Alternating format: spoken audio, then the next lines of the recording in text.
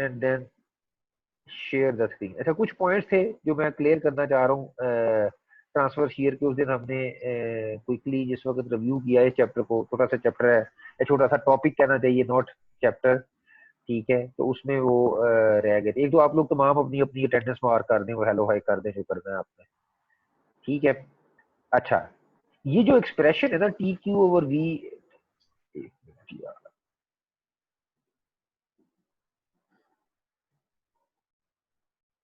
ये जो T Q we Q over I T या आई बी वाला जो एक्सप्रेशन है ना, ये जो हमने मेजर एक एक्सप्रेशन डिस्कस किया था, shear stress because of this shear force B, ठीक है, जबकि ये हमारे पास B जो है, इसको हम यहाँ पे B कर दें या इसको T कर दें, जो मर्जी कर लें आप, ठीक है। तो ये बेसिकली थिकनेस है। ये सिर्फ उस सूरत में आपने यूटिलाइज करना है कि अगर आपके पास यूनिफॉर्म सेक्शन नहीं होता, लाइक आपके पास T या I बार का सेक्शन है, तो मैं कहता हूँ कि यहाँ पे इस जॉइंट के ऊपर आप निकाल लें या इस जॉइंट के ऊपर और इस जॉइंट के ऊपर निकाल लें, तो फिर आप ये we Q over I T वाला एक्सप्रेशन यूज करेंगे।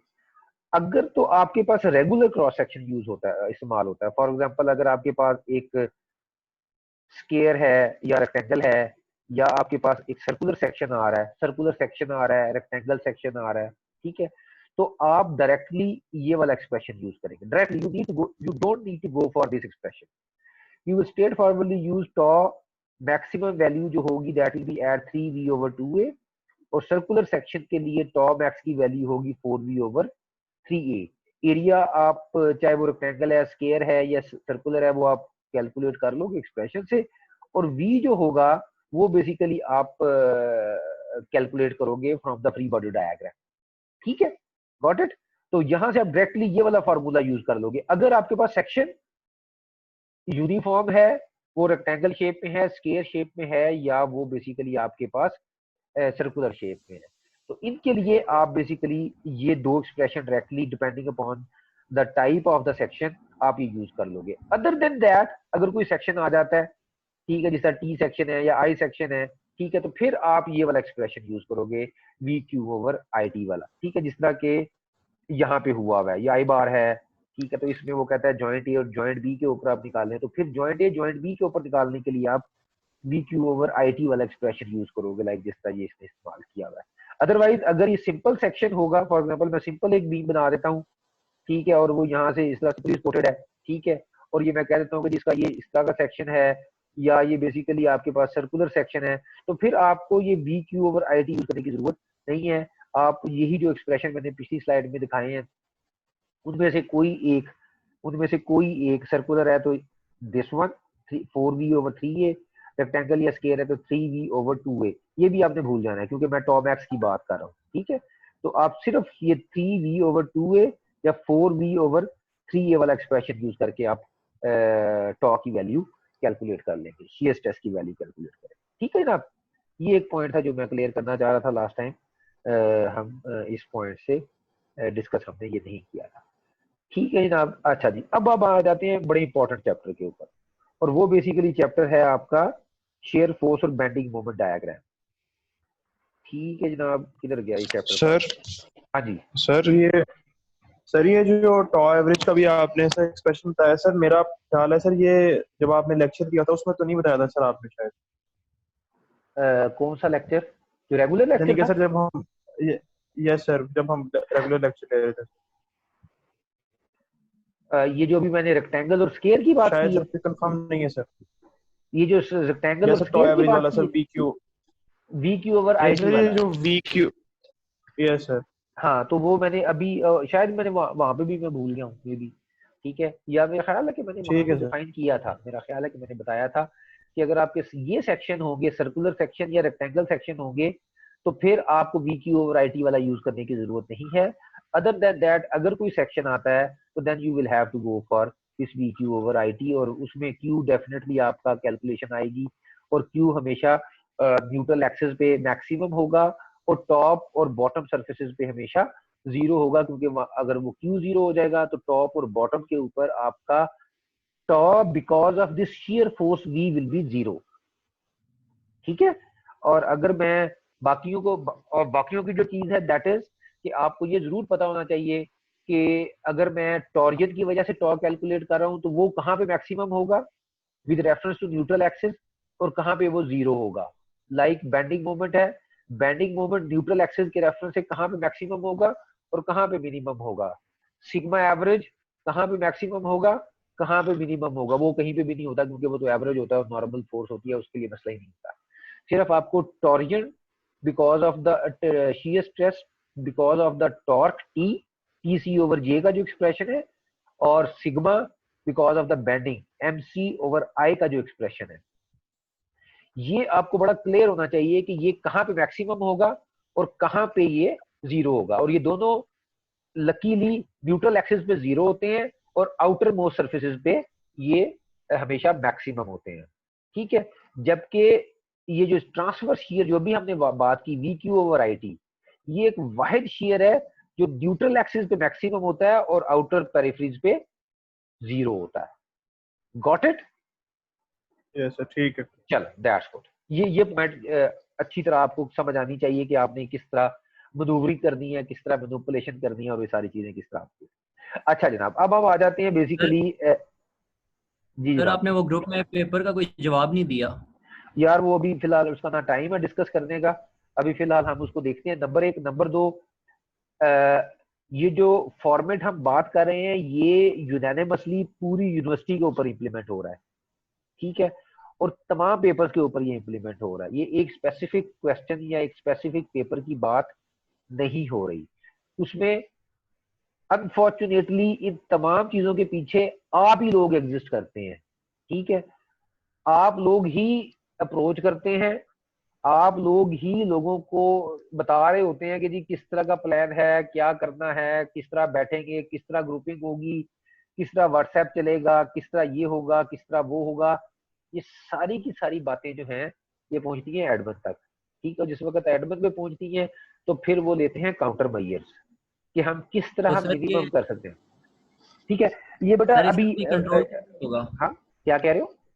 सर, इस चीज को तो सर इस तरह भी कंट्रोल नहीं किया जा सकता ना। चलो देखो, हम एक एफर्ट कर सकते हैं, अगर आप एफर्ट कर सकते हो उसके काउंटर करने के लिए, अनफेयर मीन्स को यूज करने के लिए, तो फिर मोस्ट वेलकम, फिर वो आपकी लक है, ये हमारी बैड लक होगी। नहीं सर, सर वो सब तो इस तरह नहीं करेंगे ना, वो कुछ करेंगे। लेकिन अब देखें सर, अगर हमें आते ही 3 में से 2 यार ही देखो क्वेश्चन आते देखो हैं, देखो आ ये जाए बेटा, जनरल का। देखो ये बेटा मसला ये होता है कि हम आपको बड़ा सफिशिएंट टाइम देंगे सॉल्व करने के लिए। 4 घंटे का पेपर इसीलिए रखा गया है। पेपर जो ओरिजिनली बन रहा है वो 2.5 से 3 घंटे का बन रहा है। 1.25 घंटा 1.5 घंटा आपको इसीलिए दिया जा रहा है कि आप को ये जो एक उसको समझने में या उसको लेकिन सर सॉल्व करने। सर जी वो आपकी बात ठीक है, लेकिन सर आप जब कह रहे हैं कि बीच में एक क्वेश्चन के बाद हम सबमिशन करेंगे सर, फिर तो वो 2.5 नहीं या बेटा 4 घंटे देखो का फायदा मसला, नहीं, फिर आप देखो बेशक देखो 8 घंटे देखो दे दें देखो सर, ये लंबी डिस्कशन उसमें है, तो फायदा नहीं होगा। ये लंबी डिस्कशन है, हम इसको किसी और टाइम पे रख लेते हैं। अभी लेक्चर पे फोकस करते हैं, जो इम्पोर्टेंट चीज है। ठीक है, इसीलिए मैंने कल वो बहस नहीं छेड़ी व्हाट्सएप के ऊपर, क्योंकि फिर आप बैठे रहेंगे और बहस होती रहेगी। ठीक है ना, अभी हम फोकस कर लेते हैं मैकेनिक्स ऑफ मटेरियल के ऊपर। ठीक है, जो कि एक वाज़ेह हकीकत है जिसने होना ही होना है। ठीक है, तो बाकी ये वाली जो एडमिनिस्ट्रेटिव डिस्कशन है ये फिर हम किसी और टाइम पे उठा रखते हैं इस डिस्कशन। ठीक है, अभी हम प्लीज, अदरवाइज फिर हम ये 45 मिनट के बाद हमें फिर फटा पड़ जाएगा कि अगला लेक्चर है और नहीं है। अगर अगला लेक्चर नहीं होगा तो उसमें हम बता दूंगा इसका ये बैकग्राउंड ना हो क्या है। सर, ये क्या? ना हो जब टाइम मिले तो सर पानी सर से गुजर जाए, नहीं नहीं फिर इंशाल्लाह कुछ हो नहीं ही ना सर। गुजरता, नहीं गुजरता पानी, अल्लाह ताला खैर हुआ। ठीक है जनाब। अच्छा, शेयरिंग फोर्स और बेंडिंग मोमेंट डायग्राम चैप्टर 5 के अंदर हम सिर्फ यही फोकस करेंगे कि शेयरिंग फोर्स क्या होती है, बेंडिंग मोमेंट डायग्राम्स क्या होती है। ठीक है, अभी थोड़ी देर पहले हमने ये डिस्कस किया कि जिस वक्त भी आपके पास ट्रांसवर्स लोडिंग आती है, लाइक ये अब ट्रांसवर्स लोडिंग है सारी की सारी, ये सारे ट्रांसवर्स लोड हैं। ठीक है, और जिस वक्त मैं सेक्शन लेता हूँ, ठीक है, तो मेरे पास दो चीजें आती हैं, एक मोमेंट आ रहा होता है, ठीक है, और एक मेरे पास वी आ रहा होता है। वी शेयर फोर्स है, मोमेंट एम है। ठीक है, और मुझे पता है चैप्टर 5 से और चैप्टर 6 से कि मैंने वो किस तरह कैलकुलेट करना है, मोमेंट किस तरह कैलकुलेट करना है, और उसके लिहाज से मैंने ये एक्सप्रेशन यूज करते हुए सिग्मा किस तरह कैलकुलेट करना है, या ये एक्सप्रेशन यूज करते हुए मैंने सिग्मा को किस तरह करना है, ये डिटेल में हम चैप्टर 4 के अंदर डिस्कस कर चुके हैं। यहाँ पे हम बेसिकली यूज करेंगे दो चीजें, कन्वेंशंस। एक है स्टैटिक कन्वेंशन, ठीक है। जिस वक्त मैं कहता हूँ स्टैटिक की कन्वेंशन, तो स्टैटिक की कन्वेंशन अगर मैं देखूं तो स्टैटिक की कन्वेंशन एक स्टैंडर्ड कन्वेंशन है। फॉर एग्जांपल स्टैटिक की कन्वेंशन है कि जी ये अगर मेरे पास x है तो ये पॉजिटिव है, ये y है तो ये पॉजिटिव है, और ये जो मूवमेंट है जो कि काउंटर क्लॉकवाइज है ये मेरे पास पॉजिटिव है। ये सारी, ये तीनों की तीनों मेरे पास पॉजिटिव मैंने ड्रॉ की है। ये पॉजिटिव एक्स एक्सिस है, this is positive X axis, this is positive Y axis, और ये पॉजिटिव मूवमेंट है जो कि काउंटर क्लॉकवाइज है, ठीक है। अच्छा, ये तो है स्टैटिक। स्टैटिक की यूटिलाइजेशन, ये मैं बड़े की पॉइंट्स आपको बता रहा हूँ, ठीक है। स्टैटिक आपने स्टैटिक उस वक्त यूज होगी जिस वक्त आप v को कैलकुलेट कर रहे होंगे या m को आप कैलकुलेट कर रहे होंगे, ठीक है। m की कैलकुलेशन और v की कैलकुलेशन में हमेशा स्टैटिक सामने आएगा, ठीक है। स्टैटिक की बेसिस के ऊपर आप देखेंगे कि जो लोड है वो पॉजिटिव वाई में जा रहा है, नेगेटिव वाई में जा रहा है, v पॉजिटिव वाई में जा रहा है, नेगेटिव वाई में जा रहा है। मूवमेंट काउंटर क्लॉकवाइज जा रहा है तो वो पॉजिटिव है, काउंटर क्लॉकवाइज जा रहा है तो वो नेगेटिव है, ठीक है। ये प्लस माइनस के साइन जिस वक्त आप v को कैलकुलेट करोगे या m को कैलकुलेट करोगे, sum of all the forces equal to zero, sum of all the movement equal to zero, तो वहां पे आप स्टैटिक यूज करोगे, ठीक है। एक ये भी कन्वेंशन आ रही है, ये क्या है, ये बेसिकली है कि how this particular component will deform, ठीक है। और ये जो डिफॉर्मेशन है ये बेसिकली है, ये कन्वेंशन है डिफॉर्मेशन की बेस पे। मैं कहता हूं फॉर एग्जांपल कि अगर एक बीम है मेरे पास, अगर एक बीम है मेरे पास, ये वाली एक बीम है, ठीक है, और इस पे मैं एक लोड पी अप्लाई करता हूं तो ये बेंड होगी, ठीक है। अगर ये स्माइली फेस बनाती है तो ये पॉजिटिव होगी, और अगर ये फ्राउनी फेस या सैड फेस बनाती है तो ये नेगेटिव होगी, ठीक है। अच्छा, दूसरी बात ये कि जिस वक्त मैं इसको स्माइली फेस बनाता हूं, ठीक है, तो ये एक मेरे पास बेंडिंग पॉजिटिव और बेंडिंग नेगेटिव, इसका कॉन्सेप्ट आ रहा है, ठीक है। ये positive bending smiley face, negative bending sad face, ठीक है। ये आपको याद रखने के लिए, ठीक है। अगर फॉर एग्जांपल ये नीचे से कोई फोर्स पी आ रही होती तो फिर ये इस तरह बेंड हो रहा होता, तो ये नेगेटिव बेंडिंग हो रही होती, नेगेटिव डिफॉर्मेशन हो रही होती। ये पॉजिटिव डिफॉर्मेशन है, ये स्माइली फेस बना रहा है, ठीक है।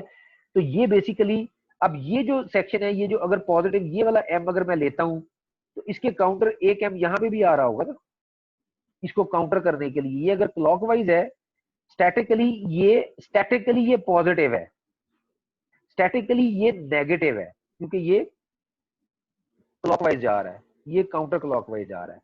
लेकिन अगर मैं बेंडिंग और मूवमेंट के पॉइंट ऑफ व्यू से देखूं तो ये बेसिकली मेरे पास स्माइली फेस बना रहा है, तो ये बेंडिंग के पॉइंट ऑफ व्यू से पॉजिटिव होगा, ठीक है। और ये जो शेयर है, ये जो वी नीचे डाउनवर्ड जा रहा है, इसको काउंटर करने के लिए मैं एक ये अपवर्ड शेयर लगाता हूं, काउंटर करने के लिए एक्शन और रिएक्शन, ठीक है। अब अगर मैं देखूं स्टैटिकली तो ये नेगेटिव है, ये पॉजिटिव है, क्योंकि ये पॉजिटिव वाई में जा रहा है और ये नेगेटिव वाई में, स्टैटिकली। लेकिन अगर मैं शेयर के पॉइंट ऑफ व्यू से देखूंगा तो ये पॉजिटिव होगा। ये जो फेस है आपको, ये बेसिकली फेस आपका इसका डिस्टॉर्ट हो रहा होगा। डिटेल में अगर आप लेक्चर देखना होगा तो आप देख लीजिएगा, जो मेरा डिटेल में लेक्चर पड़ा उसमें बहुत डिटेल में। तो जिस वक्त ये शेयर वी एक डाउनवर्ड और एक अपवर्ड जा रहा होगा तो ये बेसिकली इसको इस पर्टिकुलर शेप के अंदर डिस्टॉर्ट कर रहा होगा। तो जब भी ये शेप आएगी आपके पास, you will assume it positive, ठीक है। अच्छा, अब ये भी पॉजिटिव ही है, ये इसलिए पॉजिटिव है कि अगर इसको मैं काउंटर करूं तो ये बेसिकली नीचे के लिए आएगा, इधर दूसरे एंड पे अगर मैं ड्रॉ करूं, और इसको काउंटर करने के लिए मैं इसके ये मूवमेंट लूंगा, तो फिर भी ये मूवमेंट स्माइली फेस बना रहा होगा और शेयर इस तरह डिफॉर्म हो रहा होगा, ठीक है। तो ये दोनों की दोनों जो कन्वेंशन है, ये मेरे पास पॉजिटिव मूवमेंट और पॉजिटिव शेयर की डिफॉर्मेशन है, ठीक है। जिस वक्त भी मैं सेक्शन लूंगा, ठीक है, और मुझे, हमें स्टैटिकली पता है कि जब भी कोई चीज अननोन होती है तो हम उसको पॉजिटिव ले रहे होते हैं, ठीक है, ये आपने रिएक्शंस ड्रॉ किए होंगे स्टैटिक के अंदर भी, यहाँ पे भी आप रिएक्शन ड्रॉ करोगे। तो जिस वक्त आप किसी एक पर्टिकुलर सेक्शन की बात करोगे किसी डिवाइस के, तो जो आप एजम्पशन लोगे वो हमेशा पॉजिटिव मूवमेंट और शेयर की लोगे। और अगर मैं लेफ्ट से राइट चलता हूं, लेफ्ट से राइट चलता हूं, तो मैं ये पॉजिटिव कन्वेंशन दूंगा। और अगर मैं राइट से लेफ्ट चलता हूं, ठीक है, तो मैं ये वाली पॉजिटिव कन्वेंशन दूंगा। और अगर मेरा आंसर मोमेंट का या वी का नेगेटिव आ जाता है, तो उसका क्या मतलब होगा? उसका ये मतलब होगा जो अजम्पशन मैंने ली है वो उससे उलट है। अगर वो आंसर पॉजिटिव है तो इसका मतलब है कि मेरी अजम्पशन ठीक है, तो शेयर भी पॉजिटिव जा रहा है और मोमेंट भी पॉजिटिव जा रहा है। और by the end of day moment smiley face बना रहा होगा अगर वो पॉजिटिव है, और अगर वो नेगेटिव है तो वो बेसिकली फ्राउनी या सैड फेस बना रहा होगा। ये चीज आपको 100% क्लियर होनी चाहिए। और ये एक स्टैंडर्ड है कि अगर आप लेफ्ट से राइट जाएंगे तो आप हमेशा यही अज्यूम करेंगे। ये आपकी सहूलत के लिए, आप दूसरा भी अज्यूम कर सकते हो, नेगेटिव साइड भी अज्यूम कर सकते हो, लेकिन उसमें क्योंकि फिर अगर नेगेटिव आ जाएगा तो फिर इसका मतलब ये है कि वो आपकी assumption गलत है, वो आपने पॉजिटिव लेना था। तो इसलिए हमेशा पॉजिटिव लिया जाता है कि पॉजिटिव पॉजिटिव के साथ मिले तो आपकी assumption ठीक है, पॉजिटिव नेगेटिव आ गया है आंसर अगर आपका, तो इसका मतलब ये है कि आपने अल्टीमेटली आपका वी और मूवमेंट जो है वो पॉजिटिव नहीं है, वो नेगेटिव होगा। ठीक है, अगर और अच्छा ये वाली उस वक्त लेनी है, अगेन मैं की पॉइंट डिस्कस कर रहा हूँ, ये उस वक्त लेनी है जिस वक्त आपने लेफ्ट से राइट पे जाना है। अगर आप राइट से लेफ्ट पे जाएंगे, अगर आप यूं ट्रेवल करेंगे सेक्शन लेने के लिए, तो फिर आप ये वाली कन्वेंशन ये भी पॉजिटिव कन्वेंशन है। Got it? कोई कंफ्यूजन तो नहीं है इसमें? बोलो, या सो गए हो सारे? नहीं सर, नहीं है कंफ्यूजन। अच्छा चलो गुड। अच्छा ठीक है, अब जिस वक्त मैं इसको सॉल्व करूंगा ना, अब ये चीज आ गई, ये जिस वक्त मैं इसको सॉल्व करूंगा for the V and for the M, solve इसको मैं स्टैटिकली करूंगा। फॉर एग्जांपल आर ए जो है ये पॉजिटिव डायरेक्शन में जा रहा है, नेगेटिव डायरेक्शन में जा रहा है, ये पॉजिटिव वाई में है नेगेटिव वाई में, it is in the statically, negative. Statically positive है। ऊपर की तरफ कौन सा होता है? पॉजिटिव है ना, ये नेगेटिव है डाउनवर्ड। अगर मैं अगर मैं यहाँ पे एक्सिस ड्रॉ करता हूँ, एक्स और वाई, ये पॉजिटिव एक्सिस मैंने ड्रॉ किए हैं। अगर वो इसकी डायरेक्शन में जा रहा है, जिस तरह आर ए अपवर्ड जा रहा है, तो ये पॉजिटिव है। ये P1 जो है ये डाउनवर्ड जा रहा है, तो ये नेगेटिव, स्टैटिकली ये नेगेटिव में जाएगा। तो मैं जिस वक्त इनको ऐड करूंगा तो reaction R A minus P1 होगा, ठीक है, और ये भी माइनस वी होगा क्योंकि ये भी नेगेटिव उसमें जा रहा है। ठीक है, तो this is how you will solve it statically. आगे हम इसको सॉल्व भी कर लेते हैं। ठीक है, ये फॉर एग्जांपल एक डिफरेंट किस्म के लोड्स हैं। अच्छा, हम इसको सॉल्व कर रहे हैं, ठीक है, ये सोल्यूशन है इसका। हमने डिफरेंट पॉइंट पे सेक्शन लिया, सेक्शन 1 लिया, सेक्शन 2 लिया, सेक्शन 3 लिया, सेक्शन 4 लिया, 5 लिया, 6 लिया। सेक्शन 1 को मैंने सॉल्व किया सबसे पहले। ठीक है, सेक्शन 1 के ऊपर सिर्फ एक लोड आ रहा है 20 किलोमीटर का। ठीक है, आगे कोई लोड नहीं आ रहा। मैंने पॉजिटिव ली, मोमेंट पॉजिटिव लिया, वी पॉजिटिव लिया, और मैंने इसको सॉल्व किया। ठीक है ना, पहले मैंने इसके रिएक्शन सॉल्व किए, sum of all the forces equal to 0, sum of all the moment equal to 0। तो ये मेरे पास आर बी का रिएक्शन आया 40 किलो न्यूटन, आर डी का रिएक्शन आया 40 किलो न्यूटन। ठीक है, तो ये मेरे पास आ गया ये मेरे पास आ गया जनाब 40 किलो न्यूटन, और ये मेरे पास आ गया 14 किलोमीटर। ठीक है, ये मेरे पास दो रिएक्शन आ गए, आर बी और आर डी का। ठीक है, अच्छा अब हम आ जाते हैं सोल्यूशन के ऊपर। अब मैंने पहला सेक्शन लिया है ये वाला, इसमें 20 kilo newton is acting downward, means negative Y direction. ये मेरे पास -20 किलो न्यूटन नेगेटिव वाई पड़ा है। V1 किस में है? V1 भी नेगेटिव वाई में है, तो V1 विल बी नेगेटिव। तो -20 kilo newton minus V1 equal to 0, तो V1 मेरे पास -20 किलो न्यूटन आ गया। अब मोमेंट, इसका मोमेंट क्या होगा? 20 है, ठीक है, it is just next to this point A, तो डिस्टेंस मेरे पास 0 है, मींस M1 मेरे पास 0 होगा। ठीक है, अब मैं दूसरे सेक्शन पे आता हूँ। ये जस्ट बी से बिल्कुल पहले है, ये जो सेक्शन 2 है जो मैं ये ले रहा हूँ, ठीक है, जस्ट सेक्शन 2 से पहले है। तो मेरे पास डिस्टेंस कितना आएगा, 2.5 मीटर। ठीक है, अच्छा अब क्या होगा, अब 20 किलो न्यूटन तो मैंने पहले ही कैलकुलेट किया हुआ है, दैट इज V1। ये तो यहाँ पे आगे क्योंकि कोई लोड नहीं है, तो मैं अगर शेयर देखूंगा तो शेयर जहां पे भी मैं लूंगा 1 और 2 के दरमियान में वो हमेशा 20 किलो न्यूटन ही होगी, जो कि नेगेटिव होगी। ठीक है, तो ये मेरे पास sum of all the forces about, अब मैं सेक्शन 2 की बात कर रहा हूँ। V2 मेरे पास -20 किलो न्यूटन ही है, -20 kilo newton minus V2 equal to 0, और V2 इज -20 किलो न्यूटन। लेकिन अब M2 चेंज हो गया है। M2 इस वजह से चेंज हो गया है कि 20 सेक्शन 2 के ऊपर मेरे पास डिस्टेंस 2.5 था, जो कि सेक्शन 1 के केस में 0 था। तो 20 into 2.5 will be -50 newton metre. अब इन माइनस का क्या मतलब है, माइनस का मतलब ये है कि जो मेरी assumption थी V1 के बारे में, V2 के बारे में, M2 के बारे में, वो गलत है। वो ओरिजिनली अगर मैं इसको ड्रॉ करूंगा तो वो हमेशा उसके ऑपोजिट होनी चाहिए, काउंटर करेगी वो उसको। और ये हमें यहां से भी नजर आ रहा है कि 20 किलो न्यूटन अगर डाउनवर्ड है तो इसको नलिफाई करने के लिए V1 शुड बी अपवर्ड। ठीक है, जो कि यहां से साबित हो रहा है, V1 इज -20 किलो न्यूटन। ठीक है, तो it should be going upward. इस तरह आप शो कर देते हैं एरो को, ये ऊपर जा रहा है, नेगेटिव। ठीक है, इस पर्टिकुलर रेफरेंस से। अच्छा जी, ठीक है, इसी तरह आप डिफरेंट सेक्शन लेते चले जाएंगे, ये आप कैलकुलेट कर लेंगे, इसमें मेरा नहीं ख्याल कि कोई ऐसा इश्यू है। ठीक है, और फिर आप जो है वो बेसिकली यहाँ पे आ जाएंगे। अब आपने ड्रॉ करनी है shear force bending moment diagram. सबसे पहले आप शेयर फोर्स डायग्राम ड्रॉ करते हैं। शेयर फोर्स आप स्टार्ट करते हैं -20, V1 आपके पास है -20, M1 0, V1 ये मेरे पास पॉजिटिव, अपवर्ड इज पॉजिटिव, ये सारा पॉजिटिव रीजन है, ये सारा नेगेटिव रीजन है। तो सेक्शन 1 है, इस सेक्शन पे इट इज -20, तो ये मेरे पास -20 है, और इस पर्टिकुलर पॉइंट पे मोमेंट मेरे पास 0 है, ये 0 से स्टार्ट कर रहा हूँ।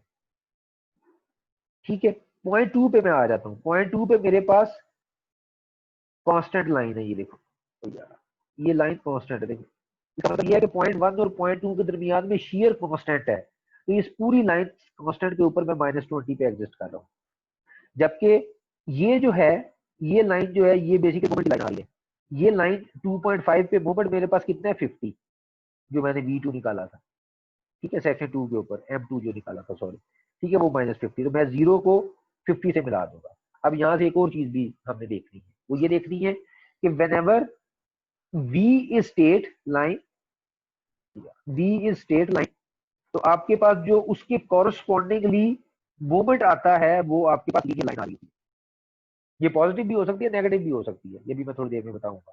ठीक है, क्योंकि उधर -50 था, 0 से -50 तक आप आ गए, ये पॉइंट -50 आ गया। ठीक है, आगे क्या पॉइंट आ रहा है, -50 के बाद अगला पॉइंट M2 जो है, M3 भी मेरे पास -50 ही है, ये आप कैलकुलेट कर लेंगे। M4 मेरे पास +28 किलो न्यूटन है, और उसमें V4 26 प्लस में है। तो ये देखो, यहां से मैं उठाऊं, मैं +26 पे चला गया हूं। ठीक है, और मैं -50 से उठाऊं और मैं +28 पे आ गया हूं, क्योंकि इस पॉइंट पे मेरे पास जो मोमेंट है, इस पॉइंट पे मोमेंट मेरे पास -50 है, और इस पॉइंट पे मेरे पास मोमेंट जो है वो +28 है, तो मैं +28 तक चला गया। यहाँ पे भी देखो, ये स्ट्रेट लाइन है, इसके कॉरस्पॉन्डिंग इस सेक्शन की जो मोमेंट की लाइन है वो मेरे पास स्ट्रेट लाइन है, क्योंकि ये मोमेंट एक्स डिपेंडेंट होता है, एफ एक्स। यार ये तो खत्म हो गया, एफ एक्स अगर फोर्स है, और ये बेसिकली मेरे पास डिस्टेंस है, तो एफ एक्स जो है, ये मैं जिस वक्त ड्रॉ करूंगा तो it will be a logarithmic line, as the X will be increasing, moment will be increasing, M is equal to F X. ठीक है, this is how I will keep on going with this stuff onward. ठीक है, बाकी ये सारी चीजें आप देख लीजिएगा, बाकी सिंपल चीजें हैं, वो इसमें इशू नहीं है। इसमें कोई मसला तो नहीं है कि जिस वक्त भी आपके पास जो शेयर की लाइन स्ट्रेट होगी, आपके पास मोमेंट की लाइन लीनियर होगी। ठीक है, अभी आगे हम इससे फर्दर आगे भी चलेंगे। अच्छा, 5.2 एग्जांपल है, ये में हम अपने यूनिफॉर्म कंप्यूटर लोड आ रहा है।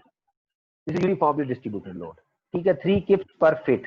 इसका मतलब ये है कि जो लेंथ बढ़ती चली जाएगी, इसका एक्सप्रेशन, इसका जो लोड है वो भी बढ़ता चला जाएगा। तो ये टोटल अगर मेरे पास ये 6 फीट है, तो जो नेट लोड होगा वो मेरे पास इस पॉइंट सी के ऊपर दैट विल बी 18, ठीक है। लेकिन हमने क्योंकि लोड को स्टैटिकली डिफाइन करना होता है, तो हम इस पूरे लोड को एक पर्टिकुलर क्वांटिटी के साथ रिप्रेजेंट कर रहे होते हैं, और वो होता है कि 3 किप्स पर फिट है। तो जितने फिट की वो यूनिफॉर्मली डिस्ट्रीब्यूटेड लोड है, इस पर्टिकुलर केस में वो 8 फीट है, तो ये टोटल लोड होगा 28 फीट। और जिस वक्त मैं इसको स्टैटिकली रिप्रेजेंट करूंगा, तो मैं 24 जो किप्स है उसको बिल्कुल सेक्शन के सेंटर में अप्लाई कर दूंगा, सेक्शन के सेंटर में अप्लाई करूंगा, जिस तरह ये अप्लाई हुआ है। ये सेक्शन मैंने लिया, दो सेक्शन होगा, उस सेक्शन के बिल्कुल सेंटर में मैं ये लोड अप्लाई कर दूंगा, जितना भी लोड होगा। ये 3x इसलिए है कि x अननोन है मेरे पास। अगर वो नोन होता तो मैं यहाँ पे 3 इंटू दैट नोन वैल्यू लिख के इसको उस सेक्शन के सेंटर में अप्लाई करवा दूं। अब ये x/2 का क्या मतलब है, अगर ये x है तो ये लोड यूनिफॉर्मली, ये यूनिफॉर्मली डिस्ट्रीब्यूटेड लोड की बात कर रहा हूं। तो यूनिफॉर्मली डिस्ट्रीब्यूटेड लोड हमेशा स्टैटिकली एक क्वांटिटी होगी, जो कि आप x से मल्टीप्लाई करेंगे, x will be the length of the section, और उस सेक्शन के सेंटर में आप इसको अप्लाई कर देंगे। अब x अगर टोटल लेंथ है, तो 3x will be the intensity of this load, और x/2 will be the point eight which it is being applied, ठीक है। अच्छा, जिस वक्त हम इसको सॉल्व करते हैं, ये यानी कि ये यूनिफॉर्मली डिस्ट्रीब्यूटेड लोड के लिए की पॉइंट है आपके लिए, कि section length multiplied by the load, वो जैसा 3 है इस पर्टिकुलर केस में, और वो जो भी सेक्शन आप ले रहे होंगे वो उसके हमेशा सेंटर में अप्लाई हो रहा होगा, ठीक है। अब मैक्सिमम आपके पास यही सेक्शन अवेलेबल है यूनिफॉर्मली डिस्ट्रीब्यूटेड लोड, तो आप हमेशा जब इसको स्टैटिकली रिप्रेजेंट करेंगे तो ये 24 किप्स, जो कि मैक्सिमम हो सकता है, क्योंकि हमारे पास ये जो लेंथ है मैक्सिमम AC सेक्शन की वो 8 ही है, तो वो 8 इंटू 3 विल बी 24, तो 24 किप्स, और वो हमेशा इस 8 के सेंटर में ही अप्लाई हो रहा होगा। तो एक तरफ आपको 4 मिल रहा होगा, ये आपके पास 4 है, और ये भी आपके पास 4 है। अब अगर आप सेक्शन ये वाला ले रहे हो, आप ये सेक्शन ले रहे हो, तो अगर ये टोटल सेक्शन x है, तो ये सेक्शन कितना होगा, अगर ये 4 है मेरे पास, तो ये x-4 होगा, क्योंकि मुझे जिस वक्त मैं 24 किप्स की वजह से मोमेंट कैलकुलेट करूंगा, तो मुझे 24 इंटू x-4 मोमेंट कैलकुलेट करने के लिए चाहिए होगा, ठीक है। तो मैं इसको बेसिकली सॉल्व करता चला जाऊंगा। अच्छा, अब यहाँ पे बेसिकली एक और अमेजिंग चीज आ रही है, देखो जी, अब जो लोड है वो x डिपेंडेंट है, और मुझे पता है कि x डिपेंडेंट जो भी चीज होती है वो हमेशा लीनियर होती है। As the x will keep on increasing, v will keep on increasing. अब v जो है मेरे पास एक लाइन है, एक लीनियर लाइन है, तो जब मैं मोमेंट उसका कैलकुलेट करूंगा, तो moment will B x square के कॉम्बिनेशन के साथ आ रहा है। तो एक्स स्क्वायर कमी ना, मेरे पास इसका क्वाड्रेटिक आएगा, और जब भी मेरे पास एक्स स्क्वायर आता है, तो जब भी आपके पास लोड जिस वक्त भी आपके पास लीनियर होगा, आपकी कर्व क्वाड्रेटिक हो जाएगी, वो बेसिकली पैराबोला कर्वेचर बन जाएगा। इस डिटेल में नहीं जाते कि कितना कर्वेचर बनेगा, ये बियॉन्ड द स्कोप है, ठीक है। लेकिन जिस वक्त आपने रिप्रेजेंट करना है इसको, तो इसके कॉरस्पॉन्डिंग वो सेक्शन जिसमें ये लोड लीनियर होगा, उसके कॉरस्पॉन्डिंगली जो भी आपका मोमेंट डायग्राम बन रही होगी, वो आप बेसिकली कर्वेचर से शो कर रहे होगे। अब देखो, इसमें एक्स डिपेंडेंट लोड है, आपके पास वी एक लीनियर लाइन है, और इस लीनियर लाइन के अगेंस्ट ये मेरे पास कर्वेचर है, स्ट्रेट लाइन नहीं है, इसलिए कर्वेचर है। रेस्ट यहाँ पे और यहाँ पे ये एक लीनियर लाइन होगी, क्योंकि लोड, अभी हमने पिछले एग्जांपल में देखा था, जब लोड कांस्टेंट होता है तो कॉरस्पॉन्डिंगली मूवमेंट की लाइन स्ट्रेट लाइन होती है। ये दूसरा पॉइंट है जो कि आपने देखना है। सॉल्व आप इसको स्टैटिकली कर रहे होंगे, ठीक है। हमने ये एग्जांपल डिटेल में, ये सारी एग्जांपल्स बड़ी डिटेल में हमने डिस्कस की हुई हैं इसके अंदर, डिटेल्ड लेक्चर्स के अंदर, ठीक है। अगर फिर भी जिस वक्त आप इसको करते हैं, अगर कोई मसला आता है, तो you can discuss with me, हम उसको अकॉर्डिंगली देख लेंगे, ठीक है। ये आगे एक चीज आ गई है जिसको सिर्फ हम देखेंगे, ठीक है, expression wise. Rate of change of shear force with respect to x is minus load. ठीक है, इसका क्या मतलब हुआ? इसका मतलब ये हुआ कि अगर मैं कोई दो पॉइंट हैं सी और डी, इनके दरमियान में शेयर फोर्स कैलकुलेट करना चाह रहा हूं, तो that shear force will be the area under the curve of that particular load. ये इंटीग्रल आप एरिया अंडर द कर्व के लिए लेते हो ना, ठीक है, area under the curve of that particular point जो कि लोड का होगा। ठीक है, इसी तरह अगर मैं rate of change of movement निकालता हूं D M over D X, वो वी के इक्वलेंट होता है। ठीक है, तो इसको अगर मैं इसी तरह सॉल्व करता हूं तो दो पॉइंट्स के दरमियान सी और डी, अगर दो पॉइंट है, ये मेरे पास सी पॉइंट है और ये मेरे पास डी पॉइंट है, इसी सी एंड डी पॉइंट। ठीक है, तो सी और डी पॉइंट के दरमियान में अगर मैंने मोमेंट लेना है तो that could be the area under the curve of the shear force. ठीक है, कि जो शियर फोर्स आपको मिल रही है, शियर फोर्स डायग्राम जो आपको मिल रही है, अगर आप उसका एरिया अंडर द कर्व निकाल लेते हो तो वो एरिया अंडर द कर्व उन दो पॉइंट्स के लिए उस दो पॉइंट्स का मोमेंट होगा। ठीक है, तो ये भी एक मेथड है जिसको हम इस्तेमाल कर सकते हैं। ये हम यहाँ पे भी इसको देख लेते हैं कि ये किस तरह हो रहा है। ठीक है, ये एक सिंपल क्वेश्चन है। ठीक है, ये आपने इसको सॉल्व किया, मैथमेटिकली आप सॉल्व करते हैं, या स्टैंडर्ड आपने इक्वेशन आप सॉल्व करते हो। ठीक है, तो ये आपके पास देखो आ रहा है, ये आपने शेयर फोर्स डायग्राम ड्रॉ कर ली। ठीक है, आप शेयर फोर्स डायग्राम जिस पर ड्रॉ कर लेते हो, अब आप एरिया अंडर द कर्व निकालना शुरू करते हो। ठीक है, डायरेक्टली आपको मोमेंट दे रहा होता है। फॉर एग्जांपल आपने शेयर फोर्स डायग्राम ड्रॉ की और मोस्ट ऑफ द टाइम आपकी शेयर फोर्स डायग्राम सही ड्रॉ हो जाती है, फटा आगे पड़ता है मोमेंट डायग्राम। ठीक है, तो अगर आप शेयर फोर्स डायग्राम निकाल लेते हो, अब ये बेसिकली मेरे पास पॉइंट ए और पॉइंट बी का एरिया अंडर द कर्व है। एरिया अंडर द कर्व किस तरह निकालूंगा, क्योंकि ये एक रेक्टेंगल है, रेक्टेंगल में अगर ये 18 है तो ये मेरे पास 6 है, तो एरिया अंडर द कर्व कितना होगा, 18 इंटू 6 108। ठीक है, तो मैं, और ये पॉजिटिव होगा, तो मैंने 0 से स्टार्ट किया और मैं 108 तक ले, ये मैं 100 प्लस 8 तक ले। अच्छा, आगे क्या हो रहा है?